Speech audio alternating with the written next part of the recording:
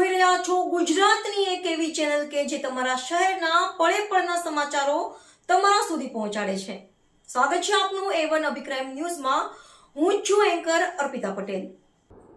અંજાર તાલુકાના ઝરૂર તરફ માતબર રકમના ખર્ચે બની રહેલા આશરે 6 કિલોમીટર લાંબા માર્ગના નિર્માણ કાર્યને ભ્રષ્ટાચાર ગંધ લઈને સ્થાનિકોમાં અસંતોષ અને આક્રોશ જોવા મળી રહ્યો છે।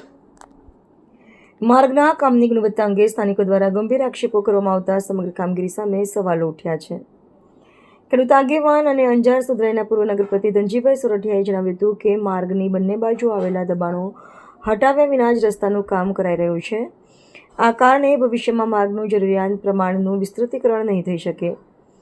કરોડો રૂપિયાના ખર્ચ બાદ જો માર્ગની પહોળાઈ જ મર્યાદિત રહી જાય તો વાંચાલકો અને ગ્રામ્ય વિસ્તારના લોકોને તેનો સંપૂર્ણ લાભ નહીં મળી શકે।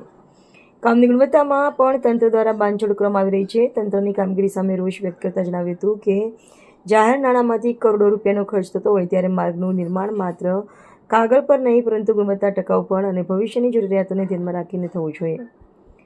માર્ગ નિર્માણ પહેલાં જ બંને બાજુના દબાણો અંગે સ્પષ્ટ કાર્યવાહી કરવામાં આવે અને સૂચિત પહોળાઈ મુજબ સમગ્ર માર્ગ વિકસાવવામાં આવે તેવી માંગ ઉઠી છે। આ અંગે નાયબ કાર્યપાલક ઇજનેર હારૂન ખાને જણાવ્યું હતું કે અંજારથી ઝરૂર તરફ જતા આશરે 6 કિલોમીટરના માર્ગના નિર્માણમાં ગુણવત્તા બાબતે કોઈપણ પ્રકારની બાંધછોડ કરવામાં આવી ન હોવાનું જણાવ્યું હતું। હાલ માર્ગની પ્રથમ લેયરનું કામ પ્રગતિ હેઠળ છે અને ત્યારબાદ હજુ 2 લેયરની કામગીરી કરવામાં આવશે તેવું કહી ગુણવત્તા ટકાઉ રહેશે તેવું ઉમેર્યું હતું।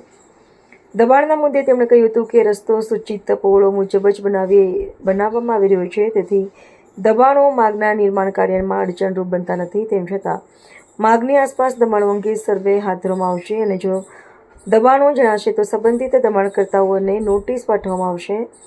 તંત્ર દ્વારા માર્ગ ગુણવત્તાયુક્ત અને ટકાઉ બનશે તેવી ખાતરી આપવામાં આવી છે। ત્યારે હવે સ્થાનિકોની નજર સમગ્ર કામગીરી પર મંડાઈ છે।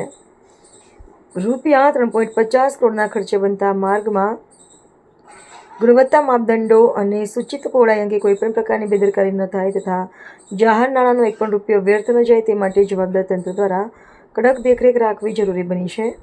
માર્ગનું કામ પૂર્ણ થયા બાદ જ તેની વાસ્તવિક ગુણવત્તા અને પહોળાઈ અંગેનો તંત્રનો દાવો કેટલો સાચો સાબિત થાય છે તે સ્પષ્ટ થશે। તસવીર ભરત ઠાકોર, અંજાર।